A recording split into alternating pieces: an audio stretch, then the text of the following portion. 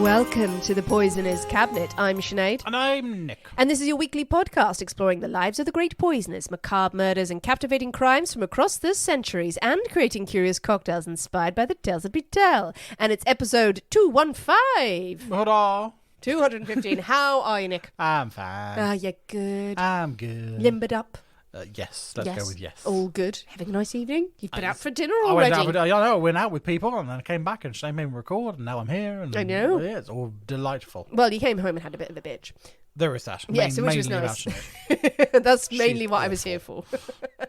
You were doing it to me. It was like, how many wines did you have over dinner? Not enough. Not enough. Not enough. Oh, good. Any poisonings this week? Potentially. Oh, maybe. Yeah, I may crack out some arsenic at some point. Yeah. Still the rest of this week you're Yeah, taking I mean, into there's account. still days to go. Yeah, that's fine. So, we're recording early. Gives me more time. It does, actually, So, yeah. I mean, people listening to this now have no idea what that means. No, but you never But know. we are. We're recording early yet late at night. Yes. It's confusing. It's very dramatic. It's very dramatic. Well, speaking of being very dramatic and having dramatic things to do, I think it's time for us to thank our delicious Patreon subscribers. Oh, most certainly. This week we must say thank you very much to Philippa. To Eves, EVZ, hello. Eves, to Abigail Moore. To Abby Tiller. And to Ranel Gildersleeve. That's a good name. That is a good name. Is that your real name, or I is like that it. is that for the purposes of Patreon? Is that like golden sleeves? Gilded sleeves. sleeves. Ooh, that's very good. The rest of you, step up your game. Yeah, exactly. What are you planning now? But we just thank you, you delicious, sexy Patreon subscribers. Thank you, all of you. You have wonderful names. We had fun on Patreon this week. But there was a massacre. There was a massacre, and it was mysterious. There was a massacre in California. It was really scary. Yes, lots of people died. There was a lot of axing. There was a lot of axing. A lot of axing. And pistoling and strangling. Yes. And all manner of shenanigans. It ramped up very quickly and then ended. It was just, what the fuck is going on? As all the best stuff does. Yes, exactly. Oh. Yes. Drama as ever over on Patreon. If you want to know what the hell we're talking about, do consider joining us on patreon.com/The Poisoner's Cabinet, where you get extra episodes from us every week, as well as lots of bonus content. That's a higher tier with even more goodies to give you. Also, please do check out the poisonerscabinet.com website, our brand new, beautiful website. If you haven't been there already, it has every episode that we have done on there, and it also has a cocktail finder and builder function. Yes. So you can search for all of the cocktails we've done. Over 200 cocktails. It's a lot. A lot of cocktails. And you can also get listings. You can pick an ingredient and then get every single cocktail that had that ingredient in. Very clever. It was very clever, Nick. Well done you. Yeah. Well done you. I know, I'm pleased. We also want lots of visits to that website. Yes. So that Google appreciates it. Exactly. Google must love it. And we will also plea again, if you love the show, please consider leaving us a 5-star review wherever you get your podcast. Leaving reviews for us, for other shows, massively helps. It really is important. We know how much you appreciate it. We so appreciate the fans, but a review takes a couple of minutes and it makes all the difference to the world of podcasting. Well, Nick, are you ready? Probably. To drink cocktails and talk about poison. No, we can drink poison and talk about cocktails. Yes. Shall we go with the first one? Whatever that was, okay. Okay, let's do that. What's going on there? Hooray, hooray, hooray. It is my story this week, but we can't possibly have a story without a cocktail in hand. As you know, dear listeners, every week we choose a secret ingredient that is inspired by the tale that we tell, and it for flavour, our cocktail of the week. My story, so my pick, and this week's secret ingredient is marmalade. Marmalade. Like delicious, marmalade. horrible marmalade. I like marmalade. Why do you like marmalade? I don't know. I never have marmalade. No. I don't have marmalade. I had to buy some marmalade for this recipe, but my dad has marmalade. And whenever I go back to my dad's place, especially for like Christmas and stuff like that, I go back there and I have breakfast in the morning. It's like, oh yeah, I have some marmalade. Oh, I love marmalade. It's really nice. And I go, oh yeah, it's really nice. And I think when I get home, I must buy some marmalade. This is great. And I never do. Never you do. And I always forget. And then next time I'm at dad's, I go, oh yeah, fucking marmalade. Love the marmalade. You have a weird relationship with marmalade, exactly. don't you? Yeah. It's on and off, really. But once a year. No, it's too bitter. I don't like the bitterness of the rind and stuff in there. The only one I like is Rose's Lime. Rose's Lime marmalade. Now, that's good because that's tangy and it's got a different kind of tang to it. But normal marmalade has got bits in it. Bits. Yeah. Bits I of don't know. Little bits of that. So marmalade, I haven't murdered Paddington, but the night is young. That is young. Yes, but with marmalade as the ingredient or the inspiration, what have you come up with? We are having a breakfast martini. A breakfast martini? Yes. Oh, I'm afraid. It's delightful. Oh, I'm not so sure. It says like toast and marmalade in a blender with some gin. There you go. And an olive topped with it. No, who has olives at breakfast? Because that's mental, That's mad. isn't it? That's absolutely crazy. An egg. I've suddenly realised why that suddenly made me feel upset. Because you've watched Bottom, the series with Rick Mel and Ed Edmondson. Yes, not for a while. No, there's an episode where they play chess and they say we need to have martinis, and they don't have anything for the martinis, so they have Pernod with a blob of marmalade in it. And I'm worried that this is what this is going to be. Right. I should find another recipe. Okay. So, well, I'm afraid, but I think it is high time for us to skip into the Poisonous Cabinet kitchen and shake up a storm. So we'll see you in a minute. We'll see you in a bit.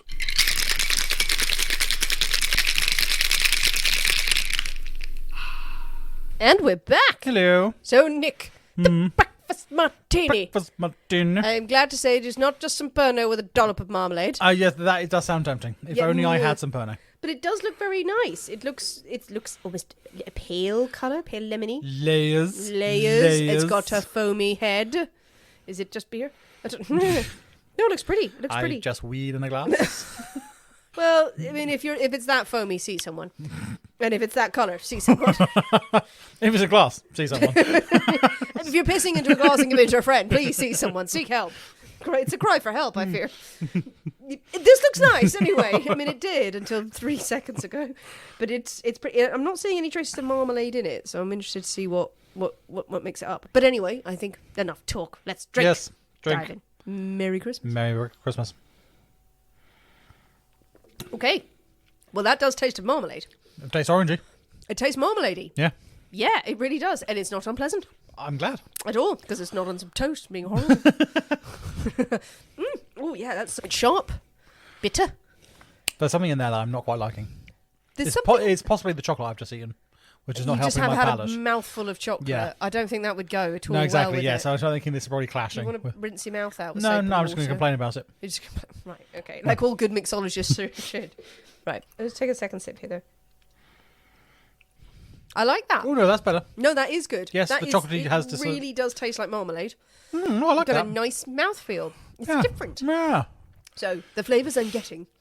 What are you getting? I'm getting orange. Okay. I'm getting orange and some extra citrus, maybe lemon. Nicely done. Yeah. I must confess, it is hypothetical lemon. Oh, is it hypothetical? Oh, Yes. it's the squeezy lemon rather than the fresh. Yes, unfortunately, I thought I had some lemons and I didn't. No, that's fine. That's So fine. it had to be pretend lemon.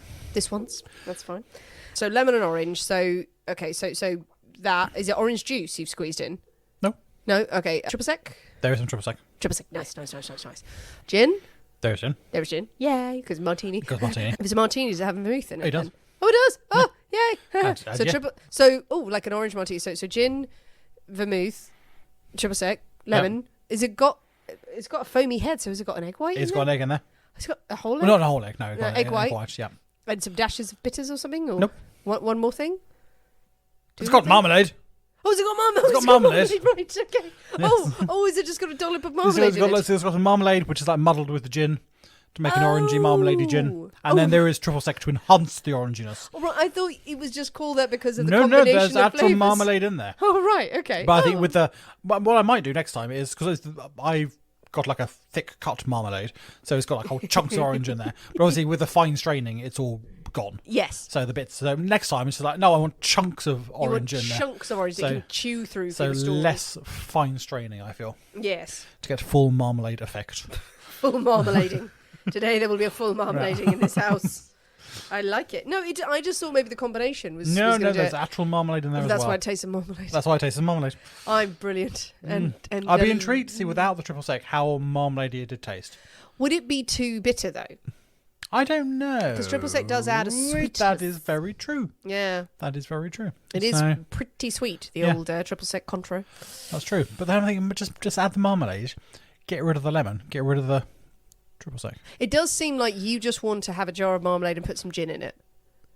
Muddle it together and then... It is leaning towards that way, isn't it? It is. Which I've just realised. Again, it's probably possibly a cry for help.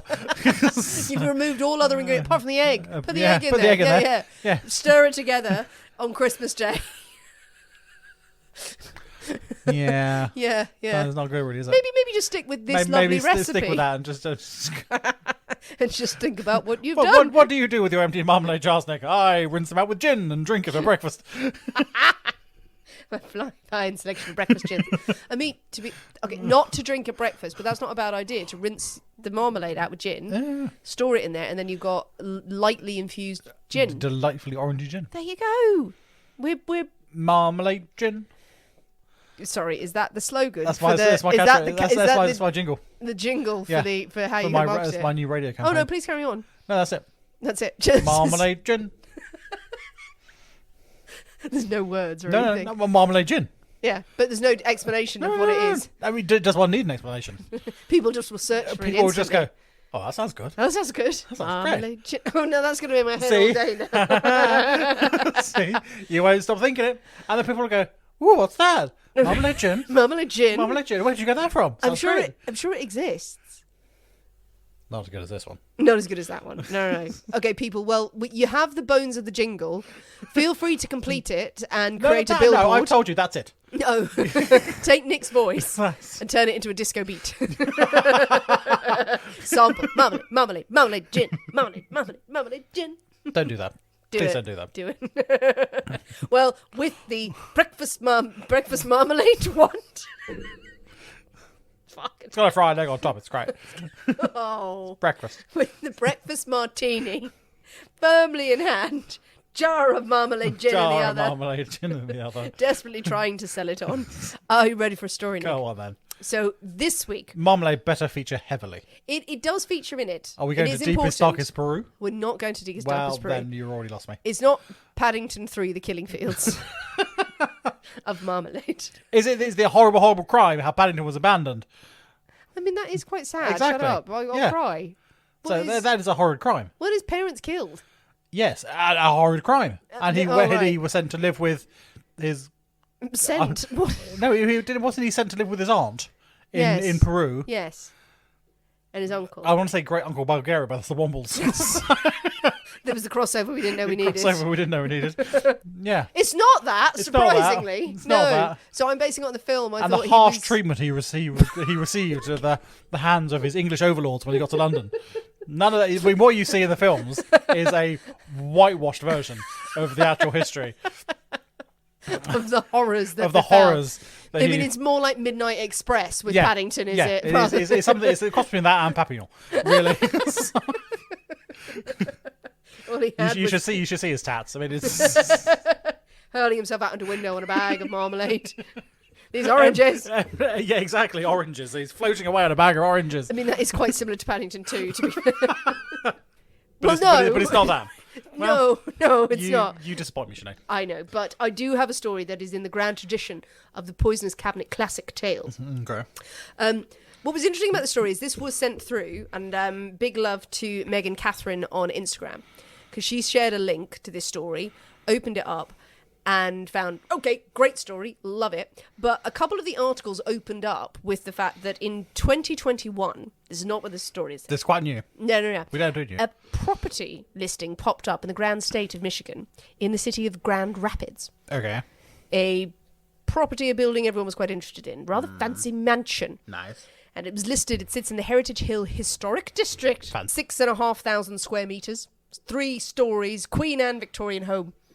Dates back to My 1887. God. Ooh, fancy, No one fancy. was alive then. No one was alive then. It had the largest ballroom in town on the 3rd floor. Okay. That's quite a weird place for a ballroom. I Is think. it? Is it? Well, there's a lot of clumping up there. What if you're trying to sleep? The servants underneath, surely. Oh, I guess so. And if you're coming around, then who cares about who's sleeping? No, I guess so. Yeah, in your house. Yeah. Its listings included lavish descriptions of its build, including a great variety of window styling. Okay. Other things that I don't understand. There were words like rows of dentiles, ornamental brackets. I kind of get that. Who doesn't love an ornamental bracket? Yes, Banshaw tracery beneath the windows. That sounds like someone went wrong with the bandsaw. Bandsaw tracery. Bandsaw tracery. Okay, Has a now. hexagon tower and everything. In its prime, it had a music room, a solarium, butler's pantry, 9 bedrooms, and it was on the market for just under $700,000. Bargain. Yeah, a bargain. A steal by any standards. Oh, quite. Yeah, lovely. One small detail. How many people died there? Well, horribly? the former owners were murdered. I mean, but never mind. That's just unfortunate. Did they dance themselves to death in the ballroom? Absolutely. They jigged and jigged and jigged until they could jig no more, Nick. And then they were found in the butler's pantry. Covered in marmalade. And just bare footprints leading away. No, it is a much hyped home that went on sale because it was the former home of John and Hannah Peck of Grand Rapids. Right, I have no idea who that is. No, you wouldn't, because I'm going to tell you. Okay, good. Yeah, there we are. It's a murder house that's up for sale. Now, caveat here is that while much was made out of it, the two owners did die, and they did die, I believe, most of the reports are that they died in the home. The crime did not take place there. It wasn't, okay, it's not Axe Murder City. Right. In the house. Not like we were talking about on Patreon. Not like our previous one. No, okay. not like that, or any of the other ones that we've talked about. There was an aside about weird tours you can do of Axe murdery sites. It's quite strange. But this is up for sale, but all anyone is talking about is the former owners, John and Hannah Peck, and their death. So what on earth transpired here? What was it that would still be talked about more than 100 years later? And would the ghosts created there ever rest? If the marketing for the ghost tours is anything to be believed. I was going to say, yeah, I mean, you've taken that straight off the estate agent's website. Well, the estate agents are playing down the ghost. The ghost tour people playing that right up. Oh yeah, come and look in there. Everything's weird. But I wanted to open with the description because so many of the listings of the property when it came out were like, wonderful, beautiful ballroom. Yeah, people died there. But look at the window styling. Exactly. Look at the wainscoting. Look at the millions. So many millions. So many millions. And at one point I was looking at a house going, my God, that is impressive. And then I realised it was Gregory Peck's house and not this one. So I was like, oh, no, it's not his. He was quite famous. He was quite famous. Boo Bradley in the garden. Back to the story, though. What happened at Peck Mansion? Yes, tell me. Peck Mansion. So the house was built by the Peck family in 1887. And this is a family with its deep roots in Grand Rapids and very deep pockets. The Peck family. Patriarch John Peck was born in 1844, son of a New York doctor. And he had come to Grand Rapids to set up his own business with his brother, the Peck Brothers Drug Company. Nice. In 1875, he made his fortune selling weed. Not really. No. No. Just other drugs. No, they were druggists. Nice. In the old sense of the world, they had a druggist's shop. Fantastic. They did. It's been a while since we've had one. John certainly worked his way up from working in his father's own drugstore, the family drugstore. He massed this fortune, massed this business, created this thriving pharmacy business. Had this very successful drugstore on Monroe Street in Grand Rapids, and that survived many, many years. It brought his family a fortune, not only the drugstore, but he was also a very, very savvy businessman. He made multiple investments in property, wisely invested in furniture companies, because Grand Rapids was once the furniture capital of America. Oh, very good. I had to look at a separate article about that. I was like, lucky you. What is Grand Rapids known for? Furniture. Furniture. And apparently beer as well. It's quite good for beer. Furniture and beer. But yeah, he was director of several banks, had his fingers in many pies. By the time that John sold the company, Peck Brothers, in 1914, he was 70 years old and he was a millionaire. Nice. He was a millionaire, he was doing very well. Very well. In the book about this case, the one really famous book, Poisoning the Pecks of Grand Rapids by Tobin Buhk, there are even old adverts for the products that were sold in the Peck Brothers store. It said that the shops stocked drugs, patent medicines, chemicals, fancy and toilet articles. Ooh, both I of them like together. A fancy article. A fancy article and a toilet And article. a toilet article. She-wees are plenty there. Brushes, perfumery, etc., etc. Etc. They had one advert as well for Hoyt's German cologne, the most fragrant and lasting of all perfumes. Because that's what you want. You want one that lasts. You want one that lasts, that actually lasts for months, cannot be erased. John was married to Hannah Carpenter. They had 3 children, Percy, Bessie, and Clara. Bessie, the middle child, sadly died when she was 15 years old. Clara, though, their youngest and the only daughter remaining, quite the peach, and would enjoy all the privileges of a wealthy family upbringing. So she would have the finest clothes, best education. She would go to, and this is true, Chevy Chase Finishing School. Chevy Chase finishing school. Chevy Chase Finishing School. Surprisingly not run by the comedian. I was going to say, with the actual Chevy Chase? No. Many years before he was born. Well, I didn't have time to go deeply into which When was Chevy Chevy Chase is Chase? this. Huh? When was Chevy Chase around? Chevy Chase, 70s, 80s, Yeah, 90s. 70s, 80s, Still, yes. he's still alive. He was part of Saturday Night Live crew. I don't think it's the same person. It's really not. I'm going to say a leap. But I didn't look into whether it was his great-great-grandfather who did it. But I did. It has a website, the Chevy Chase Finishing School, Oh, I'm a sorry, historical I'm website. sorry, I'm Googling that. No, it has. It's got a big old history website, great reading. You can find out all the stuff they studied and that they did in schools. Mainly, it's to spruce yourself up for a nice husband. I'm going to send Aunt Gordon to go and burn Oh, them absolutely. She down. needs to learn something. She needs to learn I think she can teach them a thing or two. Thank you very much. There was one article going, marriage or a career? It was like, by the 30s and 40s, women were thinking of a career. Before that, no chance, love. No, gussy yourself up. So, Clara's had a fine education with Chevy Chase. She returns home for the summer break in 1906, and she's excited to start attending local dances and meet a lovely, lovely beau. And that summer, she did meet a young man, one Arthur Waite. He was 19, handsome, a freshman at college. He was born in 1886, the son of a vegetable wholesaler. Now, his family had come from a less favourable side of Grand Rapids. They had moved to the city, the family, to help Arthur and their two other sons get a good education. That was it. And they were hard workers. And while they'd never be wealthy, Arthur did apparently succeed in school, both as an athlete and in his studies. He would go on to the University of Michigan to study dentistry. You're just immersed in this school, aren't you? I'm just gone. I'm on Chevy Chase's Historical Society. I'm very intrigued by the Chevy Amazons. Yes, the archers. The archers, yeah, absolutely. So they've got that whole archery wing. It is. Of lady students who are ready to defend the Chevy Chase with their life. Back to the story though, Nick. Oh, fine. You have to leave school for another day. Eligible young bachelors, he's working his way up. He's got a good education in front of him. After his dance with Clara, they exchange looks and, oh yes, perhaps you will write to me. I will write to you. Yes, thank you very much. He leaves to go and complete his studies, obviously, and she has to go back to school and learn how to sew and be a wife. He completes his study in dental surgery, and it was later he would report back when he came back he had won a scholarship to the College of Royal Surgeons in Edinburgh. Fancy. That is very good. And he had a 2-year course that he was able to complete in record time. Nice. Such a good student he was. He was then able to secure a job with a prominent British dental firm in South Africa. And he would go over there for a couple of years and just be working over there. And then eventually would move back, was heading back to Grand Rapids to the home, but he was coming back to America. He was going to set up his own practice in New York City.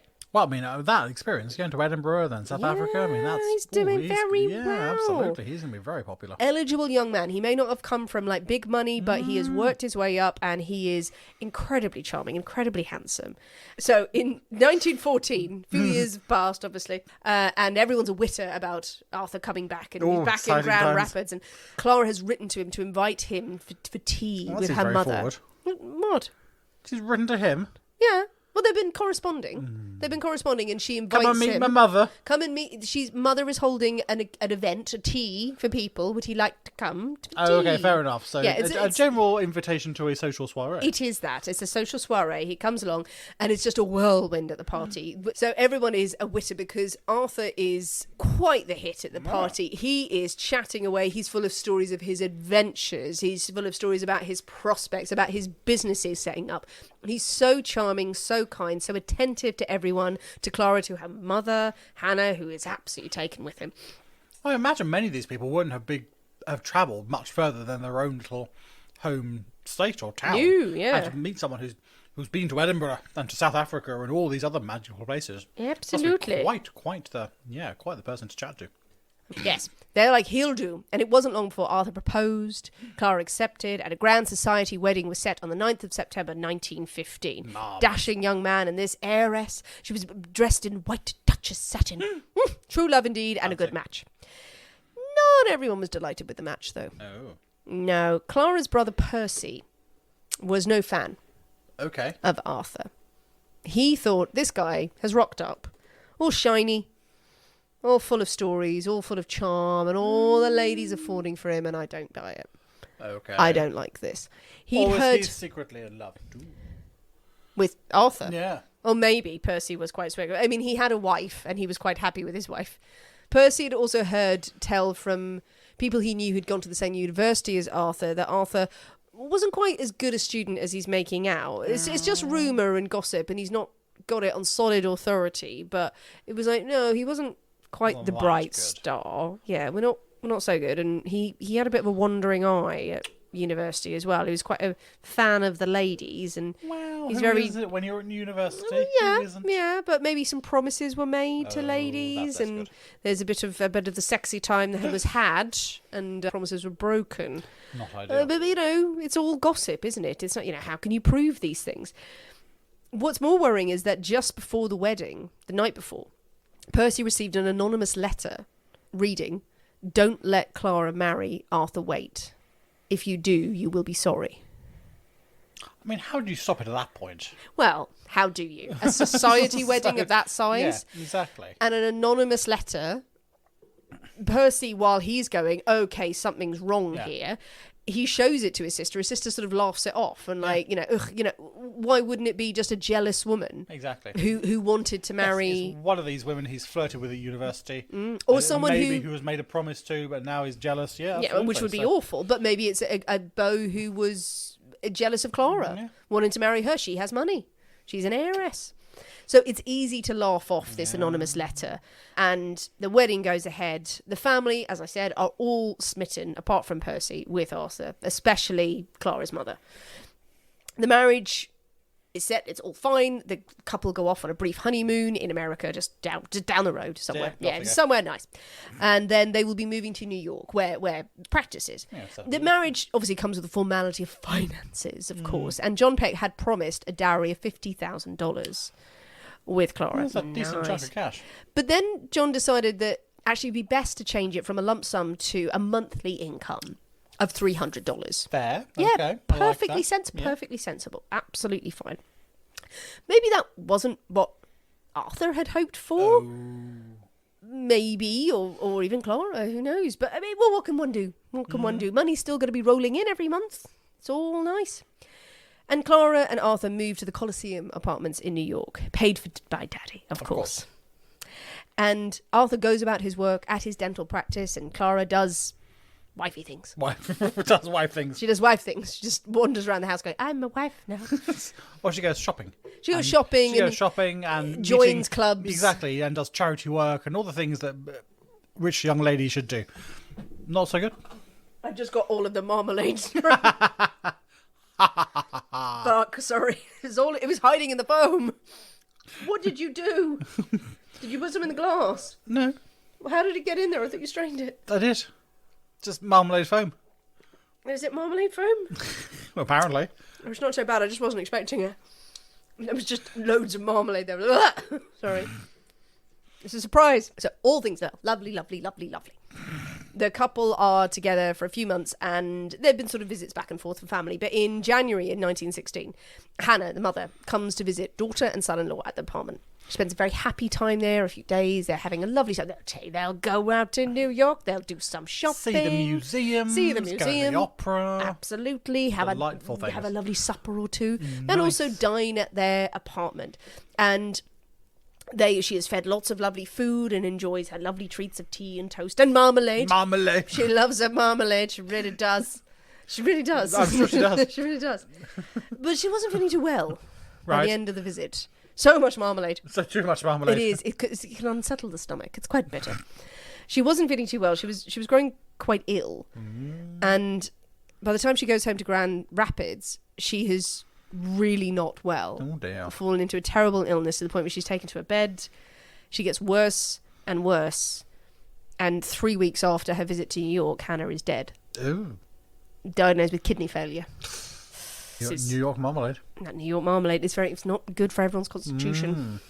Now, this is shocking to everyone. Quite. To John, to Clara. She had been a healthy woman, but these things can strike you down. That they can. She was cremated pretty quickly, and okay, shit.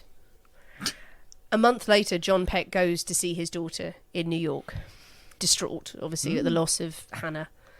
And he's trying to mend his grief with some family time, and again, he spends time with the couple, and Arthur and Clara are incredibly attentive over him, and they go out as much as they can, and they stay home, and they feed him, and he's treated to, he has his meals of soup and tea and ice cream, some splendid eggnog. Nice. Yes. Then he also feels very ill. Um, Bad batch of food. That New York food, he just did he have the can't take it. marmalade again? He didn't have the marmalade. No, he stayed away from the marmalade. And he within a few days, John is dead. Ooh. Now, I believe he dies in New York. This, while Hannah had become ill pretty quickly and her illness prolonged, John was a little bit peaky, but then was dead. One night, had a really terrible fit of stomach pains. And it seems it's natural causes. Okay, he's just, had some, it's all very, well, what's happening? Because Arthur if he was weaker, he hadn't been eating well after his wife's death or something, because he was already a bit poorly and a bit sort of, run down, and obviously, so perhaps he's just got him much quicker. And they're old, they're both old. They're both old, they don't build it, again, 70s old back then. And it's all just very unfortunate. And Arthur deals with the process of the body going back to Grand Rapids, and he makes it clear that, John definitely wanted to be cremated. Instantly. He did. Yes, it was his dying wish, I believe. It was his dying wish to be cremated, and he definitely didn't want an autopsy. No. Arthur would have loved an autopsy. Would have loved one. Clara, not a big fan. And we can't upset Clara. She's quite unwell herself. It's just so awful. Arthur and Clara travelling back to Grand Rapids for John's funeral, which will take place at the house at home. And the family are back preparing for the next funeral, for the next burial of this devastating loss of this patriarch of the family. And this is all over the newspapers as well, because John Peck is incredibly well known. But a telegram arrives. Another telegram. To Percy Peck, Clara's brother, again. And it read, "To Mr. and Mrs. Percy Peck. Suspicion aroused. Demand autopsy. Do not reveal telegram." Oh. It is signed K. Adams. That was a pseudonym. Yes. Why they chose K. Adams has been debated, whether it was just a K and Adams. Not uncommon name. It is thought to have been linked to a case we've covered before. Oh. Do you remember the case of Roland Moulinier? I remember the name. I can't remember much of the detail, I must admit. The Knickerbocker Club in New York. Oh, yes. The rivalry of the two guys at the club. Yeah. The man sent the package to his rival. It had sort of healing salts or sort of Alka-Seltzer equivalent in it. And a woman in the apartment, a cousin who was visited called Catherine Adams, consumed it and dropped dead. Oh. So some people think Kay Adams is trying to be a hint, because this was a very famous story. Oh, that link the Kay two. Adams, something untoward has gone on. Get an autopsy. What on earth could it be? Oh. I don't know if anyone else could work it out from there. It's very good. If it was. That does seem slightly. With the help of Wikipedia, I have established this connection. Yes, and I'm not sure. Yeah. I mean, there may be more detail at the trial that I missed later on, so forgive me if the person who would later be revealed who wrote that letter. That's quite a niche reference. Said, I chose this name specifically. Yeah. Everything that I've read about it seemed to be implying that it was thought that they had used it for that, but I'm not sure if it was absolutely confirmed. But it's pretty cool. No, indeed, yes. But anyway, they're all pondering, going, is that? Wait a minute, what the fuck is going on? So it's enough for Percy to demand an autopsy on John Peck's body. He becomes very secret squirrel about this, and he plays it very well. He knows that he has to access the body. Arthur and Clara are coming down from Grand Rapids, and he's just trying to keep this a secret. Right. So he sort of squirrels away, talks to the family doctor to get access to the body in the mortuary before it's going to be laid out for funeral. Get in there, do your best to examine it, get samples, get them sent off. Let's get them tested. And that's exactly what the doctor does. Stomach open, put lots of stuff in. As Arthur is not allowed to see the body, and he's come down for the funeral, and he's sort of like, where's the body? He's like, oh, well, I mean, we're doing stuff in the funeral parlour. And Arthur's like, why isn't it being laid out for the funeral? What's going on? And why can't I see it? No, it's busy. He's getting very antsy. Like, well, what's going on? No, don't ask questions. Like, don't ask me about this canister of gasoline. Don't worry. The samples are sent off to the University of Michigan. Under examination, they find some stuff. What do you think it could be? Could it be some poisony stuff? Maybe it is. Maybe something like... could it potentially be some arsenic? Arsenic! Arsenic alarm! Arsenic alarm! Arsenic alarm! Oh, it's been a while. Been a while. It's been a while for the arsenic alarm, but yes, arsenic is found, and it's not the only thing that will be found. Trust me, I've not built this all up just for arsenic, but it was a bonus. There is more to it than arsenic, trust me. Okay. Arsenic traces are found in the body. Okay, that's enough for all the alarm bells to start ringing. People questioning, right, could this be from the embalming process? No, it's not likely that could have, if it's in his organs. Right, he's consumed it. We need to get more information because it looks like he has been given arsenic. But we need to be able to prove this, and we need to act very quickly because we're about to accuse someone of murder. And also, what does this mean for Hannah? What the hell happened to her? So, while this is going on, by the way, John Peck's will has been read, and it establishes that his estate will pass to his two remaining children, Clara and Percy, and that's about $500,000 each. Nice. Wow. Arthur gives it all of 5 minutes before muttering about how the whole business has been really hard on his wife and she's not very well. She's not. It'd be amazing if she lost a week. Exactly. I don't think she's got long to live. And also, the aunt who keeps coming to visit Clara, Catherine, she's not looking well either. No, she's awful. She's planning to leave all her money to Percy. She's just not looking well at all. Yeah. Percy, he looks a bit picky too. His father was ill, so he probably is, and he's doing this while guiding Clara's hand to a new will. He does sit her down, apparently, and goes, darling, we must make a will for each other. And she's like, okay, darling, I will. And he's Absolutely. like, yeah. You can have all my stuff. Right, you write your will. And apparently, in the book, as I read about it, he picks up a first draft and goes, what's this £20,000 to charity? Write it again. And she does. Not on. No, one. This is not a charity. Me. So, yeah, in hindsight, not looking good. But everyone's sort of moving around going, we've got to go play this safe, got to play this straight. You may think this is cut and dry, that this man has been flinging poison about this place. And while there is arsenic at play, Arthur has actually used a far more intriguing, disgusting, and almost ingenious method to dispatch the Peck parents. Okay. And he would confess it all. And I think that's time for a drink. I think it probably is. Nick, we have our drink. We do. 2 people lie dead. Yes. A man has been flinging poison about the place. It's not good. Maybe. It's trying to get everyone killed and no wills written. And the Peck family and friends are on the warpath to corner Arthur Waite and bring him to justice for murder. Percy Peck is now working with Reverend Wishart. He was the reverend who married Clara and Arthur, and he just randomly gets involved in this case. Right. He's sort of a family friend, and he's determined that good will be done. He's like, how could I have married this couple? And he is an evil man. No, we will investigate together. We shall. It's like a Father Brown sort of thing. Yes, yeah. It's too complex to go into, but they sort of work this system of like these two together get in touch with friends who are sort of private investigators. They get in touch with a district attorney. They get this sort of network of kind of like spies and super sleuths together to track down the real story behind Arthur Waite. Okay. They now have the evidence from the University of Michigan of how arsenic was in John Peck's body, and they reach out, as I said, to these other people, start asking questions in everyone's circle, both in Grand Rapids and New York. And word comes back from students that he spent time with, from his former colleagues, from far and wide, that Arthur had spent his life stealing and swindling people. He forged his paperwork at university, so that really rapid course that he did up in Scotland, no, he forged his paperwork so he didn't have to do 2 years. Never went to Scotland. Never went to Scotland. He doesn't even know where Scotland is. No, lies. He... at university in America, apparently stole, committed fraud, was constantly in trouble and did not give a shit about it. When he was in South Africa on that job, he was caught stealing dental gold. Oh, God. Yep. So, yeah, for the fillings and everything. Not from people's mouths. During procedures. During procedures. I think he stole it from mail that was coming in. But he may have just nipped in while people were unconscious on Novocaine, just like, whoop, okay, and for me. And I'll just put rocks in there. Apparently, and he was womanizing the whole time. Apparently in South Africa, he'd promised this woman he was getting married. People even said that he had gotten married in South Africa. He returned to America purely to go heiress hunting. And he found his prize in Clara. Arthur apparently never even had a medical license. He had no practice in New York. He didn't go out to his practice each day. He went to the plaza to see his mistress. Delightful.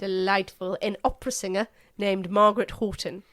Now, poor Margaret, she apparently did help with the investigation, and there's lots of stuff she did. It's almost too detailed to go into. But she was a singer. She was married. She had an apartment at the plaza. He would go and visit her all the time. She would always insist that their friendship was platonic, that it was just very friends, and he was besotted with her. And she insisted it was platonic. Maybe that's true from her perspective. Maybe she's protecting her own reputation. But yeah, he was lavishing her with attention this whole time. And poor Clara, none the wiser, completely innocent, wide-eyed. As soon as he and Clara were married, Arthur had begun his scheme of subtly poisoning his in-laws over time. Now, Arthur gets wind of this growing investigation. Headlines are now hitting the Grand Rapids press because word is spreading. While they've been sort of secret squirrel in the background, questions are being asked and reporters are being tipped off. And so headlines are coming up going, poison at play, was John Peck killed, murder investigation. And everyone's reading this in real time, including John Peck's family. Yeah. Like Clara's reading it each day going, what the fuck? News of all the rumours that are coming out about Arthur. She's having to read this. Not good to read about that and your husband in the paper. No, Arthur is desperately trying to find a way out of this situation and is talking to various people because he knows arsenic has been found in John Peck's body. Apparently, he does try to bribe the undertaker to say that arsenic was in the embalming fluid and it was possible for it to be present in the body. He gives him money. He keeps trying to negotiate with him, saying, you need to say this. Undertaker's like, well, no. But I think he takes the money at one point, but that's not going to do anything. As the authorities approach him at his apartment, Arthur attempts to overdose on sedatives because he feels like the jig is up. It doesn't work. He's discovered bundled off to jail to face a double murder charge. In a statement given to the press, the head of the New York's homicide department said, I have never been more confident than in this case. He would go on to say, we will have uncovered one of the greatest poison plots in criminal history. And also said Waite would stop at nothing to get his hands on money. Clara would later say, even though she wrote this really sad statement to the press about how she thought her husband was a wonderful man, and up until this point she had always said, no, he's a wonderful man, he never would do this, he would never harm anyone, I love him, he's a gentle soul. She did confirm, no, well, I did see him put stuff in Daddy's tea regularly, but he said it was medicine and it was fine. It was all good. Just normal things. As I said, it is really sad when you read the statement by Clara. It's quite long. She's read all these allegations in the paper. She's had to hear about her husband, hear about his affair, because Margaret Horton is being interviewed, and her picture is in the paper. Yeah. Clara's having to look at it.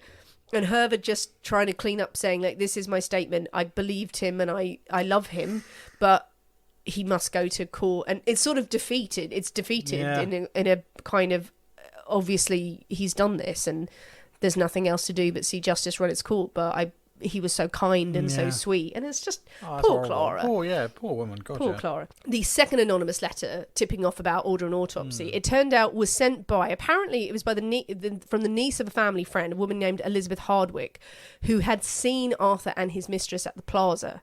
And when she'd heard about John Peck's death, put two and two together. She apparently sent this telegram. I'm not sure of how much of this is salacious detail or was whispered at and could ever have been proven. But apparently it was her who sent that letter. The first one to the wedding, don't know.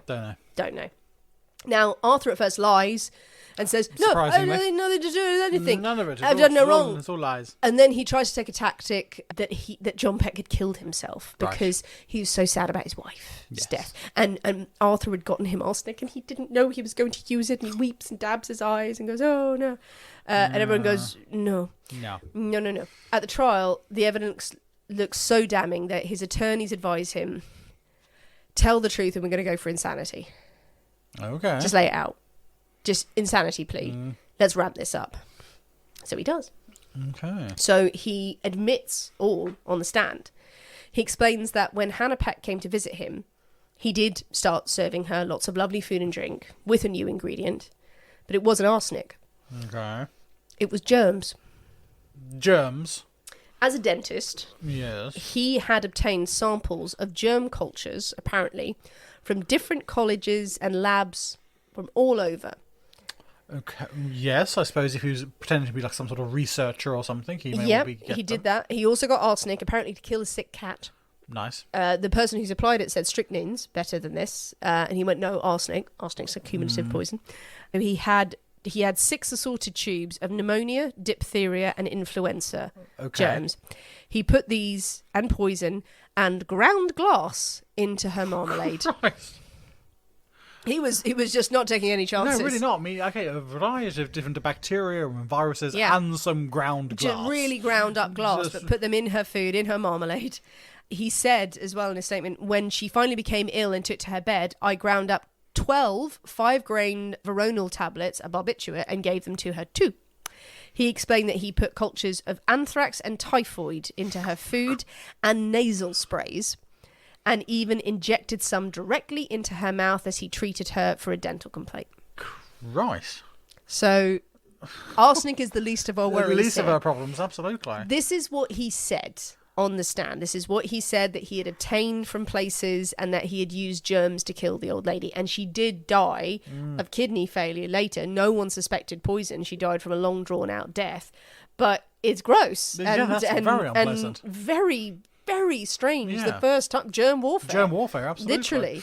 This is what makes the story so bizarre and interesting. Then he talked about how he moved on to John Peck. And he wanted to try the same method, but John Peck was considerably stronger than his wife Hannah, even though he was old. At first, he said he tried driving him, John, around in his car with all the windows open so he might give him pneumonia. That's a long shot, I feel. You know, exactly. It's like, it didn't work. Yeah. So he moved on to something stronger. Must try harder, I think. Yeah. I think he had tried the germs. It was implied that he tried the germs with him, no effect. Nah. Maybe he'd run out of Fought them samples. off, yeah. But he moved to the arsenic with him because he was stronger. Arthur slipped arsenic into the old man's soup and tea. This was witnessed by the maid who saw him putting stuff in, and he said, it's medicine for him. It's all fine. Why everything. wouldn't you trust the son-in-law doctor? And he's your employer with the maid. There was some, he put it into that, apparently into the eggnog and the ice cream as well. And he waited for nature to take its course. And the timelines here are a little bit shaky, but John Peck definitely at the property, it's a shorter one than Hannah for certain, became ill and was in pain in his room. Ugh. He was very sick, but at some point Arthur felt that the arsenic was not going to act fast enough. That he had used too much or too little, that he was sick, and he was like, oh, this might take too long. So he said he gave him the arsenic, he said in his statement. One night I was left to watch by his bedside while my wife got some rest. The old man was groaning with pain. I looked over the medicine bottles beside him and found a small vial of chloroform. I saturated a rag with some of this and went to him and said, Father, here is some ether and ammonia which will relieve your pain. I gave him the smell, and then I gave him another dose, and at last he fell asleep. I continued to put on more until he became unconscious. Then I got a pillow and placed it over Mr. Peck's face and held it there until he died. He admits to smothering him. So he admits all of this in such bizarre detail in court, to the point where, is he just really ramping this up for the insanity plea? But he's admitting to killing both of them. But it seems so detailed and precise to be to get to try and go for an insanity thing. Also, through the course of his interrogations and trial, and he spoke to various alienists, as we know. Yes, all psychologists. And there were these references as well that he made, that there was a bad man living inside him. He made a lot of references to Jekyll and Hyde, through the years, about having this split personality. And he claimed there was a bad man from Egypt living in him. And this was like his alter ego, this creature who whispered to him to do bad things. And he was saying the bad man that told him to kill his in-laws, to do bad things, to have sex with that lady, to eat the last biscuit. It was always the Egyptian man who told him to do things. Yeah, this long sort of story that he says in interrogations and it's referenced at trial. All of this may be to sort of ramp up, yes, it's not me, I'm not in control of my own actions. Insanity plea does not work. No. His mistress, Margaret, took the stand and claimed that he had written to her explaining how he was going to do the insanity plea, and it would all be fine and they would be together and he'd be out not long. The jury take 1 hour 45 minutes to find him guilty of murder. He was sentenced to death by electric chair at Sing Sing. Arthur walked apparently unflinchingly with the faintest smile on his lips to the chair on the 24th of May 1917. Apparently he paid little attention to prayers offered to him, but in one newspaper report it said he read Keats' poems with intense uncanniness. Okay. 3 shocks were given and he was pronounced dead at 11:12 a.m. The officer who was on duty, or the executioner I think it was, said neither his pulse, blood pressure nor nerves indicated that he was under any greater strain than he would be as if at home in his library reading. Just no feeling whatsoever going to the chair. Clara remarried in 1920 and moved to Pasadena. Good for her. Yeah. Spent the rest of her life in philanthropic work in the community. Delightful. And died aged 76 in 1964. A Facebook page has been set up by the great-grandchildren of both John and Hannah, honouring their memory and just putting little references to their story on there. And of course, the legend goes that the Pecks still haunt the mansion in Grand Rapids today. It is apparently you hear footsteps and John Peck's ghost has been seen appearing in there. It was later turned into apartments, but then also turned back into a grand residence and yes, went on sale for all that potential. But the ghost still haunted it. It's still a creepy place with a terrible past. Oh, very good. And that is the story of the Pecks of Grand Rapids. Nice. There you go. I like germs. We've not had germs before. Well, we haven't, no. It's sort of... Yes, introduction to biological warfare. It's not been used as much. And it's one of those, the more you delve into the story, I go, how is this not talked about more? I do think... this is my opinion of reading as much as I could about it in the time and probably can always delve into more, looking at different sources, that the sources are a little bit limited, but they've been written very well in the book that I reference, but very in storytelling mode. You know, it's a really interesting, good read, but it's almost told like a novel. Yeah. So the sources around it, yes, there are court reports, yes, are those, how they have been sort of analysed in terms of, did that really happen or didn't that or anything like that? Yeah. How embellished they've become and slightly perfumed over the years. Well, that's the thing with Hannah, is that I don't think there was any way of really testing how could you test if someone had ejected with all these different germ samples? Was that just him bullshitting and making stuff up? Had he just slowly dosed her with arsenic and she had been cremated? So there was no way of checking. Yeah. So there you go. Oh, well, that's interesting. Creepy story. Creepy story. There we are. Really nice.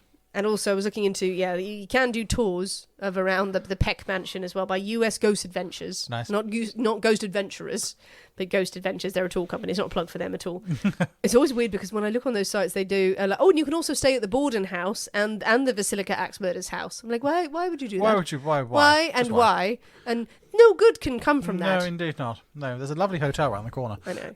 But then again, I'd be the sort of person who was like, let's stay at the hotel. Oh, someone died here horribly. Great, let's go and investigate. Yes, double standards, morning, noon and night. Here we are. Well, what do you think, people? What do you think of the story of the Pecks of Grand Rapid, of Arthur Waite? What do you think happened with John and Hannah? I mean, he clearly killed them. Yeah. Do you think he was embellishing it? What do you think of his use of germ warfare? And how easy would it be to keep infecting people with stuff and hope that they would die?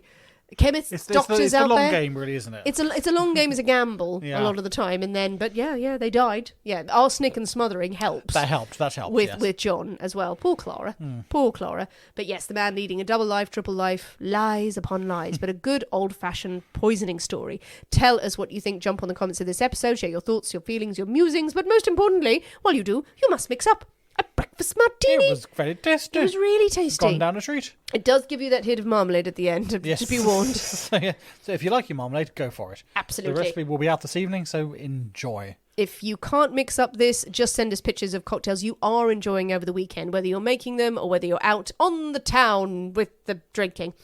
Send us pictures. We love them. Tag us in photos. Please do leave us reviews of wherever you listen to this podcast. And do join us on Patreon if you want more from the Poisonous Cabinet every single week. Thanks for listening, guys. We have been the people inside the Poisonous Cabinet. We will see you next week. And remember, your loved ones are trying to kill you.